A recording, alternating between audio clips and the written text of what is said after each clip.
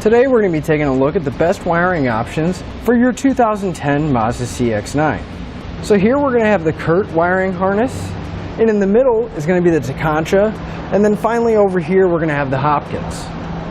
Now the way we're going to mount our converter box in our vehicle is going to differ from each kit. Now with our Curt here, they do provide us with some double-sided foam tape, so we're going to need to find a flat surface that we can mount this to. The Tekonsha also provides us with some double-sided foam tape, but we also have the option of having this tab right here. We can either zip tie it or take a self-tapping screw and firmly secure it to a flat area. The Hopkins does not provide us with any double-sided tape, but there is holes on each side of our converter box, so we can zip tie it to a flat surface as well. One other thing I like about the Tekonsha is you can see there's an epoxy-type material right here where the wires are coming in from my converter box, and that's going to be a potting material, and this entire converter box is filled up with it, so it's going to resist any kind of shock and resistance or jarring around if it isn't secure when we're driving down the road, and have much more durability. One thing I really like about the Hopkins kit here is that most of our connections are already made. Yes, we are still going to have to plug in our connectors, but our butt connectors are pre-installed on our charge wire, as well as the fuse holder, and the fuse is already in place as well. Another nice feature of the Hopkins is they do provide you with a small amount of dielectric grease. That way once you put your connections together, you don't have to worry about moisture buildup or any corrosion. Now one benefit that the Hopkins has that I really like is that since we are going to have to drop down our 4-pole out of our hatch and close it, we're not really going to have to worry about it damaging the wire, but Hopkins has taken the extra step to put a protective sheathing on there, giving it extra protection and durability. One benefit that Curt has that I like is since we are going to have to run a wire to our battery and the wiring is going to stay on the inside, we are going to have to go from the inside to the outside of the vehicle.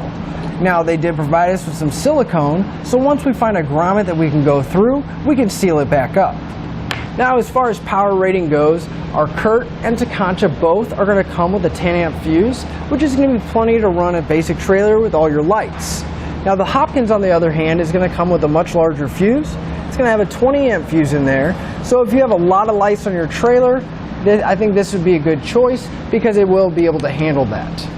All three of our kits do come with the necessary hardware, zip ties, and self-tapping screws to get everything in place and secure. Now each of our kits are going to give it the same end result. We're going to get a 4-pole flat trailer connector, and they're all going to stay inside the vehicle. So when we're not towing it,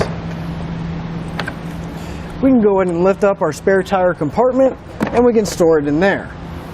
Now each one of our kits are going to install relatively the same, and it's going to be pretty straightforward.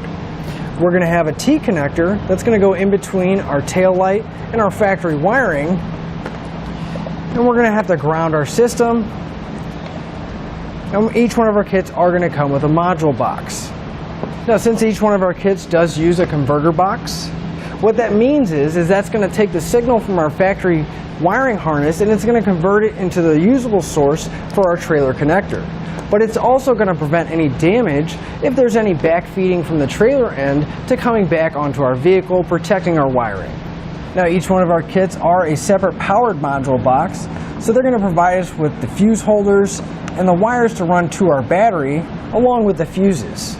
So to sum everything up, I think all three of these kits are going to be a great option, but if ease of installation is your concern, each one of these kits are going to install relatively the same, so I don't think there's really much of a benefit from one to the other. Now if durability is your main concern, I think that Tekonsha is going to take it here purely because of the potting material that's in the converter box being able to withstand all the jarring and bumpy roads that you may go down. If power rating is your main concern, I think the Hopkins is going to take it here purely because they do provide you with that 20 amp fuse, which means that you're going to be able to have a lot more lights on your trailer and be able to handle that load. And that'll finish up the look at the best wiring options for your Mazda. Thanks for watching. Click the link in our description below to shop, learn more, or visit us at etrailer.com. And leave us a comment if you have any questions.